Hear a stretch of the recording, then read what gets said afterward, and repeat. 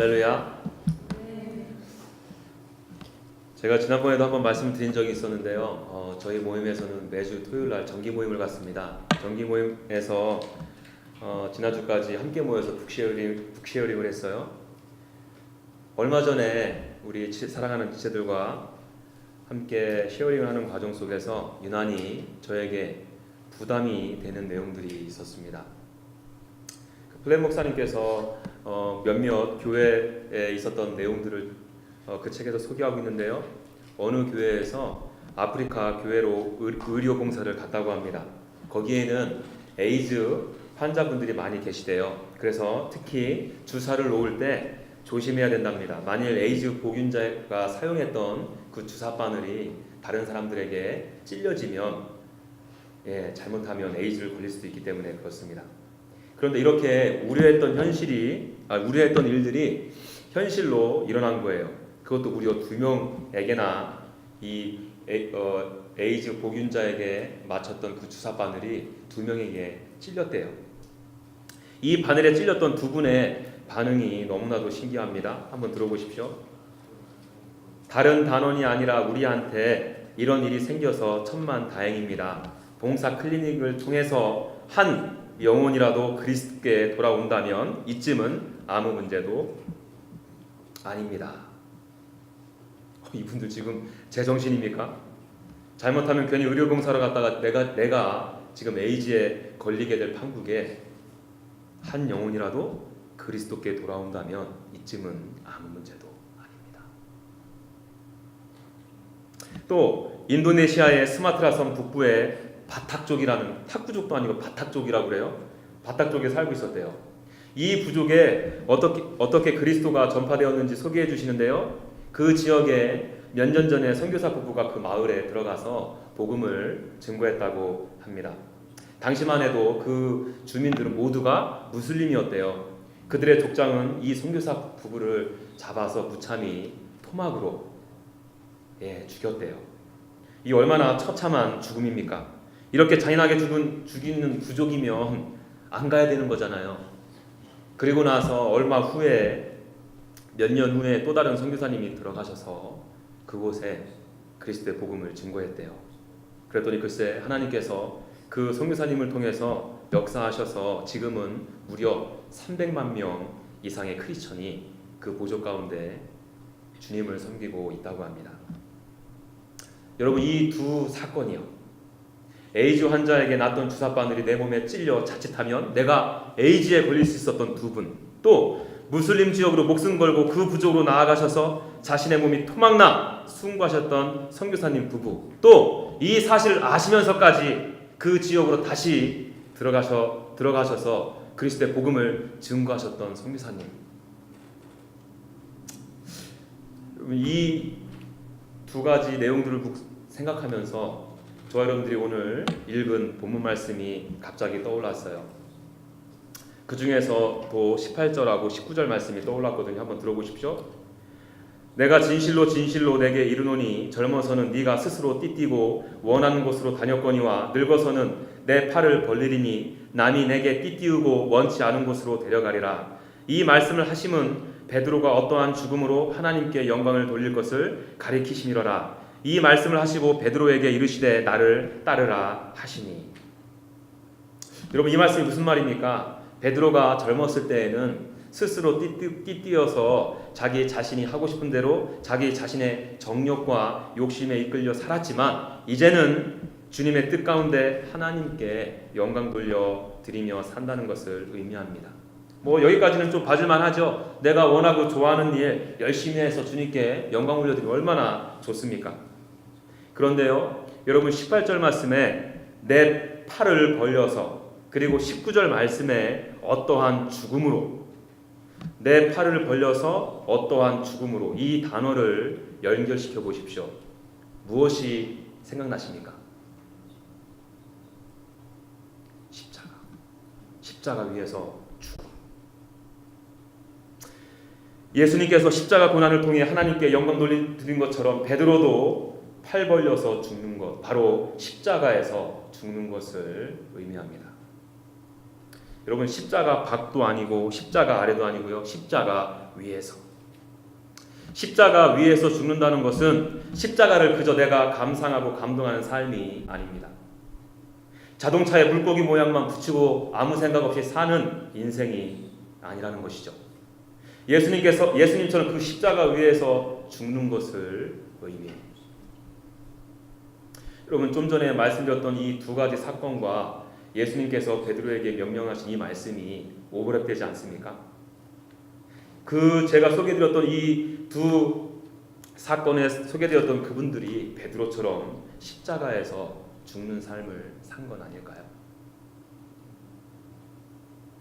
저는 이 두 일화를 접하면서 오늘 설교의 제목처럼 도대체 어떻게 이런 섬김과 십자가 위에서 죽는 사건이 일어나게 되었을까? 아니, 어떻게 이런 일이? 그렇지 않아요? 그분들도 나와 똑같이 은혜 받아서 주님을 위해 사시는데 대체 나와 무엇이 다른 거지? 이런 질문, 이런 부담감을 가지고 고민을 많이 했어요. 여러분, 제가 이 멤버들하고 이 챕터를 나누는 그날 저희 모임에서 아주 맛있는 삼겹살을 먹으면서 교제했거든요. 그리고 또 교회로 제가 넘어가서 교회에서 또 먹었습니다. 행사가 있어가지고요.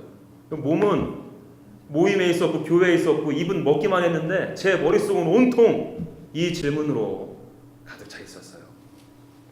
그리고는 집에 와서 씻고 책을 보다가 잠을 청했습니다. 잠속에서도 잠이 안 오는 거예요. 계속 하나님, 저도 주님 잘 섬기고 싶습니다. 제가 어떻게 해야지 그렇게 주님을 잘 섬길 수 있을까요? 이런 질문을 계속 갖고 있으면서 밤새 뒤척였어요. 거의 뜬눈으로 밤을 지냈는데요. 불현듯 제 가슴으로 주님의 음성 같았어요. 저에게 이런 질문 하나 던지시는 거예요. 주하나, 너 나 사랑하니? 주하나, 너 나 사랑하니? 하나님, 주님, 당연히 사랑하죠. 제가 주님께 여쭙고 있는 것은 제가 지금 주님을 어떻게 섬기냐는 것인데 왜 주님은 이 질문을 하십니까? 저 주님 사랑합니다. 이렇게 답을 드리니까요, 다시 제 가슴 속에 이런 울림이 들려져 왔어요. 주하나, 너 정말 나 사랑해?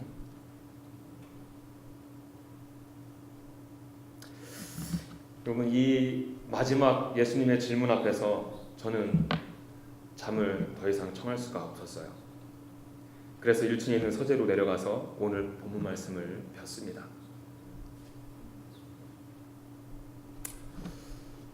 예수님께서 베드로에게 질문하셨던 네가 나를 사랑하니? 이 본문 말씀을 수십 번 읽으면서 베드로에게 하셨던 그 질문 앞에 저 또한 예수님 앞에 자신 있게 대답할 수 없는 저를 발견하게 되었어요. 펑펑 울었어요. 여러분, 제가 왜 그 새벽에 울었을까? 성령께서 주님을 향한 저의 진짜 마음을 보여주셨어요. 주하나, 미안하지만 내 입술은 그렇게 고백해도 네 마음속 깊은 곳에서는 나를 그렇게까지 사랑하지 않아. 너는 사람들 앞에서 나를 사랑하기에 뭐 이렇게 저렇게 해야 된다고 설교하고 권면하는데 사실은 너는 나를 이용하고 있어. 나를 이용해 네가 높아지려고. 나를 이용해 너의 이름이 드높아지려고.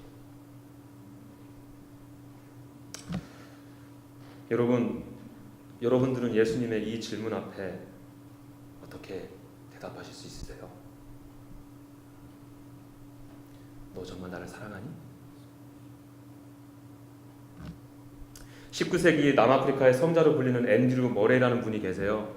그분의 책 중에서 주님과 나누었던 대화를 소개하는 내용이 있는데요. 어느 날 이분이 주님이 이분에게 물으시는 느낌을 받으셨대요. 이렇게 질문하셨답니다. 나는 너에게 어떠한 존재니? 그랬더니 이분이 이렇게 대답했대요. 언제나 첫째이십니다. 하고 대답했대요. 본인은 아주 좋은 대답이라고 생각한 모양입니다. 그런데 마음속 한 구석에 깊은 찔림이 있어가지고 내 대답이 지금 잘못되어 있다는 것을 깨닫게 되었대요. 그래서 그날 저녁에 주님께서 원하시는 대답은 이게 아니었구나라는 생각을 하게 되었대. 그래서 다시 주님 앞에 나아가서 씨름하는 와중에 이런 마음을 주셨답니다. 주님은 저의 첫 번째가 아니라 주님은 저의 모든 것 전부가 되십니다. 이렇게 고백하고 나서야 주님께서 기뻐하시는 것을 느꼈다고 합니다. 여러분, 첫째와 모든 것 전부, 이 두 가지의 차이점이 뭔지 아시겠어요? 여러분들은 아직도 제가 보기엔 이해를 잘 못하시는 것 같아요. 응? 생각해 보십시오. 첫째라고 하면요, 이 순서는요, 나의 필요에 따라 언제든 뒤집어질 수 있어요. 첫째였던 주님이 내 욕심과 내 정욕에 따라 둘째, 셋째로 밀려날 수 있는 위험 요소가 아주 다분히 있습니다. 그러나 전부, 또 모든 것은요, 뒤바뀌어질 수가 없죠. 내 온 마음이 주님을 향해 있으니까요. 앞뒤 바뀌어질 수가 없어, 순위가. 저는 잠 못 이루던 그 몇 주 전 그날 새벽에 제가 갖고 있었던 고민에 대한 답을 주셨다고 생각합니다. 그제서야 제가 왜 그 주사바늘에 찔린 두 분과 저와 큰 차이를 느껴서 힘들었는지 깨닫게 되었어요. 그제서야 그 무슬림 지역으로 목숨 걸고 나아가신 선교사님들과 내가 무엇이 다른지를 깨닫게 되었습니다. 그것이 뭐라고요? 저는 주님이 저의 첫 번째입니다라고 고백만 할 뿐이지 나의 전부, 나의 모든 것으로 여기진 않았던 거예요. 사랑한다고 말만 고백했지 내 마음은 온통 다른 것에 지배를 받고 있었던 것입니다. 여러분, 우리 주님께서는 저와 여러분들에게 이미 모든 것을 주셨어요. 그리고 우리 주님께서 여러분들에게 원하시는 것은 무엇이냐면 바로 여러분들의 마음 전부예요. 신명기 6장 5절 볼까요? 너는 마음을 다하고 뜻을 다하고 힘을 다하여 내 하나님 여호와를 사랑하라. 마가복음 12장 30절. 네 마음을 다하고 목숨을 다하고 뜻을 다하고 힘을 다하여 주 너의 하나님을 사랑하라 하신 것이요. 여기도 보십시오. 이 다한다라는 표현이 무슨 의미입니까? 전부, 모든 것.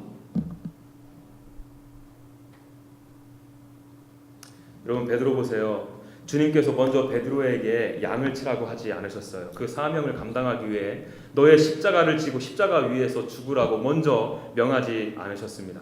먼저 물으신 것이 바로 베드로, 너 나 사랑하니? 네 온 마음을 다해 나를 사랑하니? 였어요.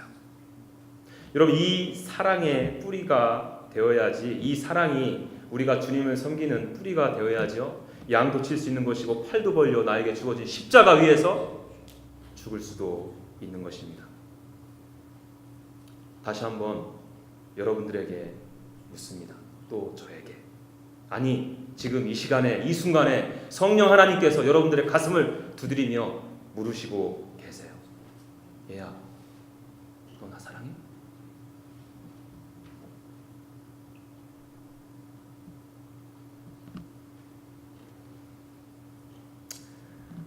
여러분, 오늘 이 질문 앞에 오늘 꼭 답 못하셔도 됩니다. 여러분들에게 제가 지금 이 시간에 감정적인 것을 건드려서 분위기를 그럴싸하게 만들어서 대답하라고 강요하고 싶지 않아요. 여러분, 그런 고백이라면 아까 말씀드렸듯이 주님께서 먼저 아실 거예요. 우리의 마음을요, 주님께 숨길 수 없어요. 우리가 속인다고 착각하는 거죠. 하나님은 절대로 속임을 당하지 않습니다. 예수님은 저와 여러분들의 마음이 무엇으로 채워져 있는지 이미 알고 있어요.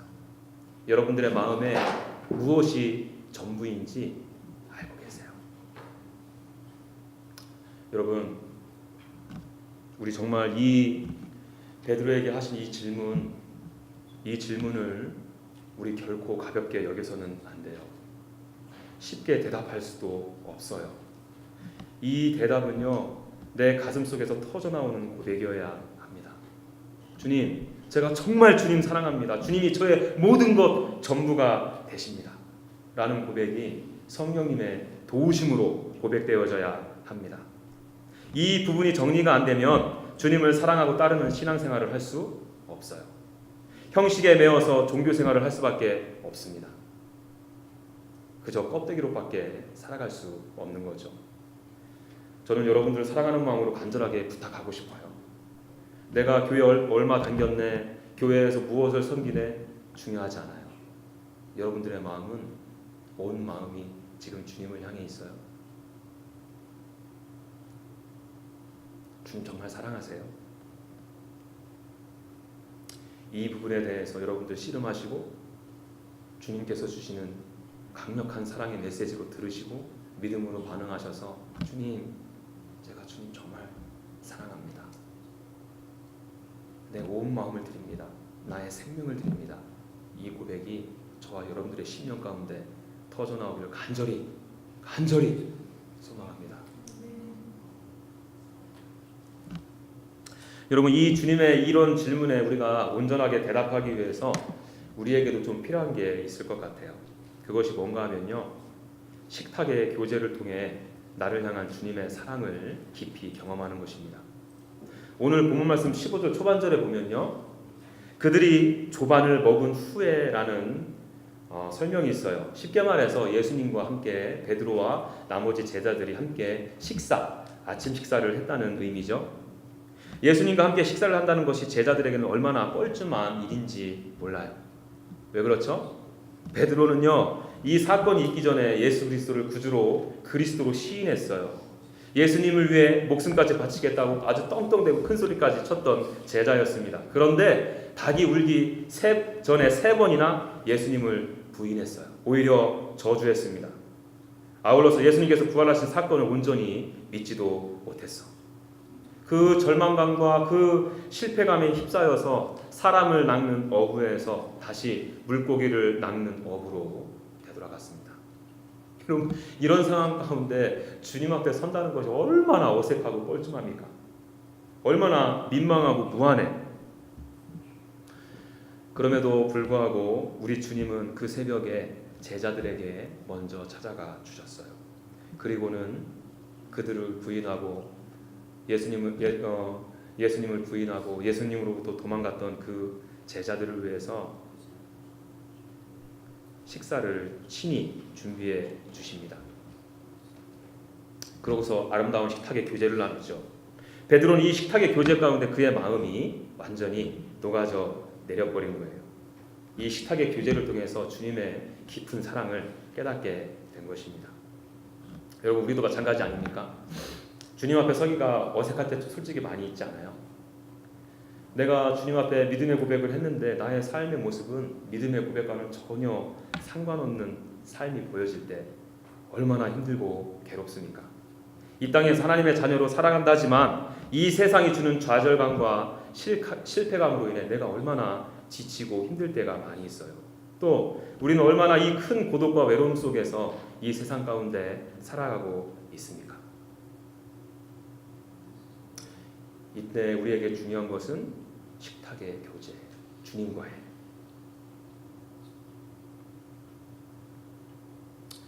우리가 주님께 나아가시기 이전에 이미 나를 찾아오시고 미리 아침을 준비하신 예수님께 우리가 용기 내어서 나가야 합니다. 어떤 형제가 얼마 전에 찬양의 가사를 올려준 적이 있었는데요. 그 찬양의 가사를 쭉 읽으면서 얼마나 감동이 됐는지 몰라요. 찬양의 제목이요, 믿음과 삶이라는 찬양입니다. 가사를 한번 들어보십시오. 믿음과 삶을 살아내는 실력이 너무나 다른 내 모습을 볼 때에 이 모습도 주가 사랑하실까 자신 없는 내 모습. 그럼 이 가사의 고백이 저와 여러분들의 고백 아니에요? 우리 얼마나 정말 깨지기 쉬운 질그들과 같은 인생들이에요. 이런 나를 주님께서 사랑하실까라고 의구심이 들 때 참 많이 있잖아요. 그런데 이 노래의 저자는 어떻게 고백합니까? 그저 주님 앞에 있네. 나의 실패감과 좌절감 속에 불구하고 우리 주님은 나를 찾아와 주십니다. 그러므로 우리가 할 일은 찾아와 주신 그 하나님 앞에, 그 주님 앞에 있는 거예요. 이렇게 주님 앞에 있어지게 될 때, 주님과의 식탁의 교제가 일어날 때 어떤 고백이 터져 나옵니까? 이 찬양 계속해서 가사 계속 읽어드리게 들어보세요. 나 같은 자도 사랑하여 주시고 한 번도 나를 떠나지 않으셨네. 아픔 속에 주를 작게 여긴 날 꾸짖지 않으시고 내 손 잡아주시네. 오직 주님 안에 두려움 없네. 고난을 통해 날 만드심을 믿네. 여러분, 주님 앞에 내가 서다 보니까, 먼저 찾아와 주신 주님 앞에 용기 내어서 나가다 보니까 주님의 이런 무한한 사랑과 은혜를 내가 경험하게 되는 거예요. 여러분, 이러한 삶의 모습들이요, 우리의 매일의 삶 가운데 있어지게 될 때 비로소 주님과의 아름다운 동행이 시작되는 것입니다. 제가 얼마 전에 이 교제가 얼마나 중요하며 이 사랑의 관계가 있으니까 아름다운 동행이 일어나는가에 대해서 깊이 깨달은 적이 있어요. 여러분들 대부분 아실 거예요. 이제 저희 장인 장모님은 이제 2주 후면 한국으로 다시 이민을 가십니다. 한국으로 가시기 전에 친하게 지내시던 몇 분이 계세요. 그 장로님들 몇 분하고 같이 함께 여행을 하기로 계획을 하셨나 봐요. 거기가 어디냐면 여러분도 아실 거예요. 저 위에 메인이라고 아세요? 랍스타 유명하다고 그러던데 거기 어머니 아버님 돌아오셔가지고 여쭤보니까 무려 60시간 정도를 운전하셨대요. 여기저기 왔다 갔다 하시면서. 얼마나 먼 거리입니까? 그래서 맨 처음에 거기 놀러 가신다고 하실 때요, 저랑 제 아내는 말렸어요. 어머니 아버님, 저 너무 피곤하실 텐데 비행기표 드릴 테니까 그런 얘기 괜히 또 자랑하는 것 같아서 비행기로 편하게 다녀오십시오. 그렇게 말씀을 드렸는데요, 어머니 아버님이 대답이 참 가관이었어요. 괜찮아. 가면서 그분들하고 재미나게 도란도란 얘기도 하고 교제 나누면서 가면 하나도 안 힘들어. 재밌어. 그리고는 여행을 떠나셨는데요, 지난주 목요일 밤에 도착하셨어요. 장거리 여행하시면 되게 피곤하시잖아요. 얼굴이 얼마나 쌩쌩한지요. 저희 아버님은 살도 좀 오르셔가지고 오셨더라고요. 제가 그때 깨달아서 이 먼 거리를 이동해야 하는 이 피곤함은 그렇게 상관이 없는 거예요. 차 오래 타고 가시면 허리도 아프고 많이 불편하잖아요. 이렇게 트름도 가끔 해야 되고 방구도 자연스럽게 이렇게 껴야 되는데 그거 못하니까 한두 가지가 이게 불편한 게 아니잖아요. 그럼에도 불구하고 그 불편함보다 그들과 함께 교제하는 것이 더 좋기 때문에, 또 그분들과 사랑의 관계가 있기 때문에 그들과 그렇게 멀리 가고 불편해도 마땅히 그곳까지 갈 수 있었던 거예요. 반면에요, 여러분들이 만일 저와 함께 밥을 먹는다고 생각해 보십시오. 아울러서 60시간 넘는 거리를 저와 함께 며칠씩 다녀야 된다고 생각해 보십시오. 벌써 여러분들의 표정이 죽어가고 있네요. 응? 제가 그렇게 커피숍에서 교제 좀 나누자고 해도 여러분들 안 나오잖아. 밥 좀 같이 먹자고 해도 이 핑계 저 핑계 대고 안 만나잖아요. 여러분 그거 아세요? 저희 모임 멤버들은요, 저를 어떻게 정의하는 줄 아세요? 제가 자주 가는 커피숍이 있거든요. 거기를 어떻게 정의하는 줄 아십니까? 전도사님 출몰지역. 내가 무슨 멧돼지입니까? 응? 그래서 저랑 한번 마주친 그 자리로 안 와요. 지네들끼리 단톡방 만들어가지고 거기 절대 가지 말라고. 아유, 응? 인정하고 싶진 않지만 이게 서글픈 저의 현실입니다. 여러분들은 혹시 저희 아버님과 어머님께서 그분들의 친구들과 함께 즐겁고 기쁘게 동행했던 것처럼 지금 주님과 동행하고 계십니까? 아니면 저희 멤버들이 저를 어색하게 생각하는 것처럼 주님과의 관계가 지금 어색하십니까? 동행이 안 이루어지고 있는 건 아닙니까? 여러분, 우리가 가장 먼저 집중해야 되는 것은요, 주님과의 식탁의 교제예요. 이 교제가 주님을 더욱 사랑하게 할 것이고 이 사랑의 힘으로 말미암아 주님과의 동행으로 인도되어집니다. 여러분, 이 동행 가운데 주님께서 지역교회에 가서 열심히 섬기면 되는 거고요, 아울러 내가 살고 있는 커뮤니티 안으로 들어가서 열심히 섬기라고 하면 섬기면 되는 거예요. 아니면 바다 건너 저 멀리 해외로 나아가 다른 민족과 방언을 섬기라고 하면, 말씀하시면 그냥 가는 것입니다. 어디를 가서 무엇을 하는 것은 그렇게 중요하지 않아요. 왜요? 지금 주님과 나는 동행하고 있거든요. 주님과 나는 깊은 사랑의 관계에 있거든요. 이 사랑이 동기가 되다 보니까 베드로처럼 두 팔 벌려 십자가에서 죽는 삶을 살아갈 수 있는 것입니다. 여러분, 부디 바라기는 여러분들이 주님을 만날 수 있는 여러 가지 툴을 적극적으로 활용하셔서 식탁의 교제 나누십시오. 이 사랑 없이 하는 것은 모두가 다 헐의 허식이. 주님과의 오붓한 식사 시간이 여러분들의 삶 가운데 마련되어지기를 간절히 소망합니다. 여러분, 주님은 만들고 계셔서 기다리고 계세요. 우리가 나아가면 돼. 여전히 여러분들의 마음을 녹화하고 계십니다. 저는 오늘 본문 말씀을 묵상하면서 시간이 많이 없어가지고요 길게 나누지는 못하는데요, 짧게 간증하고 오늘의 말씀을 정리하고자 합니다. 사실요, 이 내용은 상당히 좀 어쩌면 좋지 않은 내용이 될 수 있어서 나눌까 말까 상당히 오늘 마지막으로 설교 다듬을 때까지 고민했는데요, 차라리 여러분들에게 솔직하게 저의 마음 있었던 내용들을 나누고 기도해달라는 의미로 정직하게 나누겠어요. 저는요, 개인적으로 요 몇 주 동안 참으로 힘든 시간을 보냈습니다. 저 자신에 대한 정체성이 심하게 흔들렸어요. 저는 개인적으로 주님과 교제하는 부분들에 대해서는요 참 좋거든요. 제가 항상 고민하고 그리고 많이 생각하는 부분이, 제가 이제 샬롯 투스데이 영적인 리더십으로 세워진 게 맞는가, 내가 제대로 가고 있는 거에 대해서 많은 생각을 하거든요. 그런데 몇 주 전부터 내가 지금 이 자리에서 여러분들에게 설교를 하는 것이 맞나라는 생각이 불현듯 들었어요. 그렇잖아요. 이 강단에서 하나님의 말씀이 선포되어지면 여러분들에게 영적인 성장이 있어야 되는데 심히 정체되어 있는 느낌을 많이 받았거든요. 그래서 이럴 바에는 내가 이 리더십에서 내려오는 것이 좋겠다는 판단을 하게 되었어요. 그래서 작정하고 리더들에게 카톡을 보냈습니다. 제가 리더들에게 쓴 글을 일부를 그대로 옮겨드릴게요. 리더님들께 제가 갖고 있는 마음을 리더님들과 나누려고 합니다. 실은 이번 주에 리더회의를 통해 여러분들과 나누려고 했는데 이렇게 글자로 저의 생각을 정확하게 말씀드리는 것이 좋겠다 싶어서 글을 올리게 되었습니다. 제가 샬롯 투스데이에서 성경 공부를 인도한 지는 5, 6년의 시간이 흐른 것 같습니다. 샬트에서 설교를 시작한 지는 거의 3년이 다 되어 갑니다. 단장님께는 제가 전담으로 설교를 시작하면서 나눈 이야기가 있어요. 만일 2, 3년 죽어라 해보고 나를 통해서 더 이상 하나님의 말씀이 선포되지 않아 모임에 어떠한 영향력도 미쳐지지 않는다면 조용히 내려오겠다고요.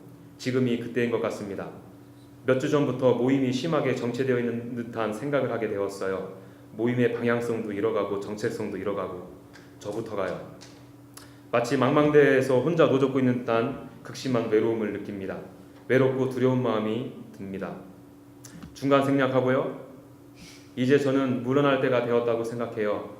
모임의 새로운 정체성을 보여주실 교역자, 하나님의 비전을 향해 나아갈 수 있도록 인도하실 수 있는 리더십을 찾으셨으면 합니다. 그것이 새로운 마음가짐으로 시작하는 모임을 향한 넥스트 스텝이 아닌가 생각합니다. 이렇게 리더들과 나누고요, 무거운 마음으로 집에 들어갔어요. 밤잠을 그날도 설쳤습니다. 그 다음 날이 샬롯 투스데이 토요 정기 모임이 있었던 날인데 기도회를 하는데 찬양 가운데 기도 가운데 주님께서 저에게 찾아와 주셨어요. 주님의 목자분한 손으로 저의 눈물을 닦아 주셨습니다. 저의 상한 마음을 보듬어 주셨어요. 리더로서 실패감과 좌절감과 외로움으로 인해 지쳐하고 괴로워하던 저를 만지시고 위로해 주셨습니다. 주아라, 네가 그 실패감으로 인해 좌절하고 쓰러져 있어도 나는 너를 여전히 사랑한다. 그 외로움으로 인해 두려워하는 순간에도 나는 여전히 너를 사랑한다. 내 손 잡아. 이전부터 그랬지만 앞으로도 나는 너와 영원히 함께할 거야. 이 음성이 제 가슴으로 들렸습니다. 주님께 고백했어요. 주님, 저는 너무나도 부족하고 연약합니다. 못하겠습니다. 자신 없습니다. 그렇지만 주님께서 저를 그렇게 사랑하시고 붙들어 주심으로 인해 그 사랑에 힘입어서 주님께서 원하시는 삶 제가 살겠습니다. 이렇게 고백했거든요. 다시금 주님이 저에게 말씀하셨습니다. 조하나, 내 양들이 레디컬한 삶을 살겠다고 결단하고 다짐하는데 내 양들이 그 길로 잘 갈 수 있도록 네가 그들 곁에 있어주면 안 되겠니? 이 양들을 너에게 맡길 테니 말씀으로 먹이고 사랑으로 양육하면 안 되겠니? 주님, 누가 보던 보지 않던 주님을 사랑하기에 주님께서 불러주신 이 자리 지키겠습니다. 주님께서 허락하신 주님의 양들 주님의 사랑으로 섬기고 안아주겠습니다. 저는 주님의 것입니다. 저는 주님께 속겠습니다. 주님께서 원하신 대로 저의 삶을 인도해 가 주십시오. 주님, 저도 베드로처럼 나의 팔을 벌려 십자가 위에서 죽겠습니다. 아니, 죽었습니다. 예수 그리스도와 함께 살겠습니다. 이런 고백을 드리면서 하나님 앞에 재헌신을 하게 되었습니다. 여러분들 가운데 믿음의 고백과 삶의 모습이 달라서 힘들어하시는 분들이 계실 거예요. 실패감과 좌절과 낭망으로 지쳐하고 힘들어하시는 분들이 있으실 수도 있습니다. 마치 내가 망망대해에 혼자 있다라고 느껴지는 분들도 계실 거예요. 괜찮아요. 그 가운데 여러분들을 향한 주님의 눈동자는 한 번도 다른 곳을 향한 적이 없어요.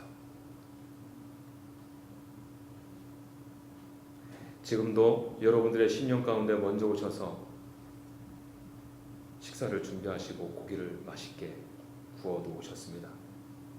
여러분들을 기다리고 계세요. 여러분, 그 주님께 나아가십시오. 나오셔서 그 주님과 식탁의 교제를 나누십시오. 그분의 못 잡은 손으로 여러분들의 상처난 가슴을 만져 주실 것입니다.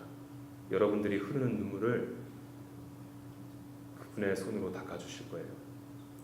저 여러분들이 그분의 사랑에 깊이 반응했으면 좋겠어요. 이런 주님의 사랑을 날마다 순간마다 깨닫고 누리게 될 때 그 주님과 비로소 아름다운 동행이 일어나게 될 것입니다. 그런 동행이 이루어질 때 제가 앞서서 소개해드렸던 그 두 사건이 있죠.